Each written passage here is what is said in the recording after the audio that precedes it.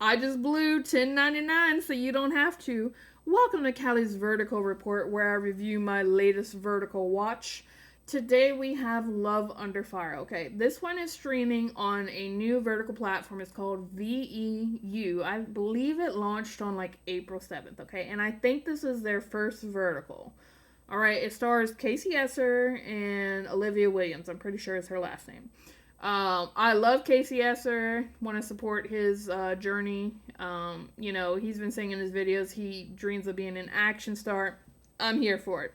And then I love Olivia. I only found her a few weeks ago, but I think she's really talented. So it's great to see her first lead role. So the good, the bad, the ugly, y'all. Okay, the good, the acting was great. I thought they did really good. Obviously the leads, but the little girl, she was so fucking good in this one. And y'all, spoilers ahead as always, but um the writing I thought was really great. There were some parts that were like, what the fuck? But a lot of it was really good, okay? There was a number of plot holes, but it's vertical land, so that's to be expected. But overall, the writing I really loved, especially the banter in this. It's not over sexualized. There's not too much violence. It's just a fun fucking time, ludicrous fucking explosions. It's fantastic if you love action movies. I fucking love action movies. I think he said he was inspired because Casey Esser wrote this one too, and he co-produced it. Fucking Superman over here. Okay, but I think he said he was inspired by The Bodyguard and then maybe Top Gun or some shit. I was thinking of Lethal Weapon because that's my favorite action series while I was watching it, but regardless, okay? And this one it's almost like a hybrid. It has regular footage, but it also has some things that are enhanced with AI, but it's not one of those verticals where it's all AI, okay? So that is something to keep in mind. Now, since we're still on the good, all right, I'm going to say there were a number of scenes. The parachute scene, the jumping a bridge scene, the fucking two explosions. I thought the way they did the AI, it honestly looked pretty fucking good. And the way they, mixed it together. So, honest with that aspect, I thought was fantastic, okay? Considering what they're working with, a small crew, a smaller budget, you know what I mean? For Vertical Land. Uh, and y'all, just speaking of the parachuting, like that whole scene is fucking funny. You just gotta see it. But when he lands at the bottom, there's like a trampoline, and how they shot it was really good.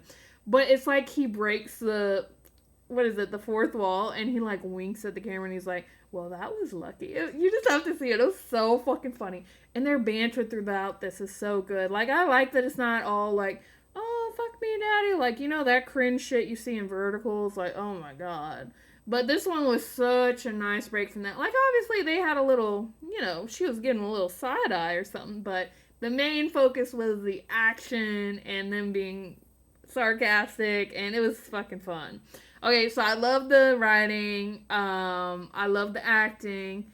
I actually really enjoyed the music too for most of it. Now on to the bad. Okay, there were some parts that were just like a little weird because of the AI. For example, there's a scene where she's running up the stairs and her hair has these two pigtails and then the rest of it is down. I think it's because of the AI, or maybe they just filmed it like this on accident, but literally her hair goes from how it's supposed to be into two side ponytails, okay? And then there's another scene where she's on the back of the motorcycle. Her hair's down the moment before she gets on, and then it's magically in a high pony. And y'all, I know I'm nitpicking, but I spent my 10.99, so I'm gonna nitpick. Oh my gosh. And this was like a really big nitpick for me. It actually really bugged me. Because I feel like this was such an easy to avoid thing. But literally, the title at the beginning of the vertical is out of frame. Like you can't they design like this cool little opening title and some of it's cut off like it's not in frame. And I'm like, surely I would have seen that in the editing. And there's a part like halfway through the vertical where they like do like a back in so and so land, some fucking wherever her stadium was, okay? And it does another cool title, and it's Out of Frame. And then even when you get to the end, like one or two of the credits were out of frame, and I'm like, I feel like that's such a minimal thing, or like such an easy thing to fix. So I was like, what the hell? Like it honestly was. And then at the end, the music was a little too loud. Like I couldn't hear what they were saying. I literally had to put on the subtitles to understand what they were saying. So some of the editing was a little weird. But again, that's just me nitpicking. But down to the ugly part, okay? This was my biggest pet peeve, and I almost turned off the vertical when I saw this, okay? But they have a scene where she's like doing a concert, right? And obviously they're using, I assume, some AI to make it look like an enormous crowd, which is totally fine.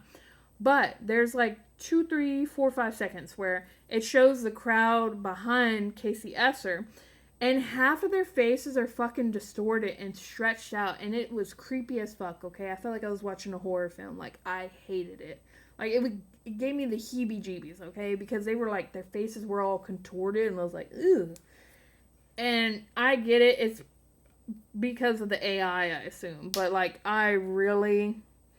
The rest of the AI I could get over, like the helicopter part of it being missing. I can get over that, but like that part, it was just creepy. And I've seen another vertical where they were a pop star, and they just did a smaller crowd. I would have rather that or just not show the crowd at all than have that creepy shit going on.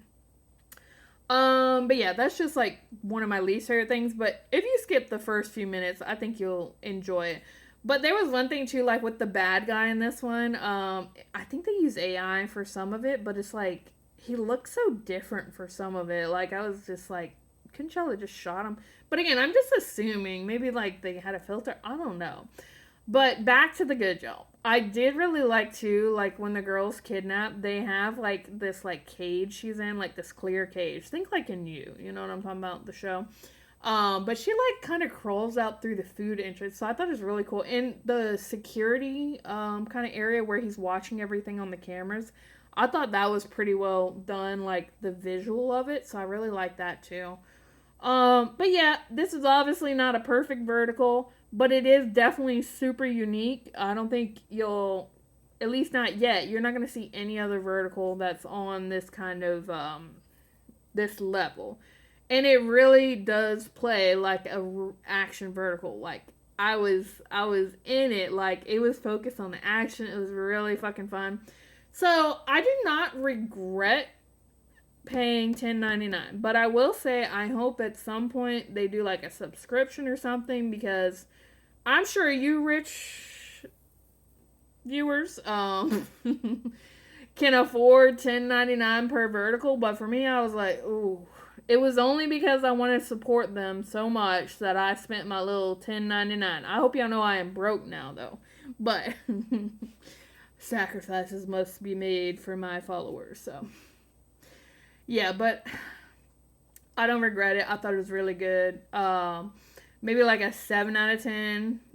If they would fix some of those weird things, probably an 8 out of 10. And I would be interested to see what else they come out with. But like I was saying, I do hope they come out with a subscription, because, for example, on Drama Pops, I think I paid $30 for a whole month. And I do understand they're a smaller platform for now, and they have to make their money to keep it going. So I get it, but also it's like, it's not super affordable for some of us. But I did read in an article, I think this is accurate, but pretty much it's $10.99 for their original and then $4.99 for other things they're going to add. So that's kind of nice. I mean, I get it. So I don't know. We'll see. I just need to get richer. But yeah.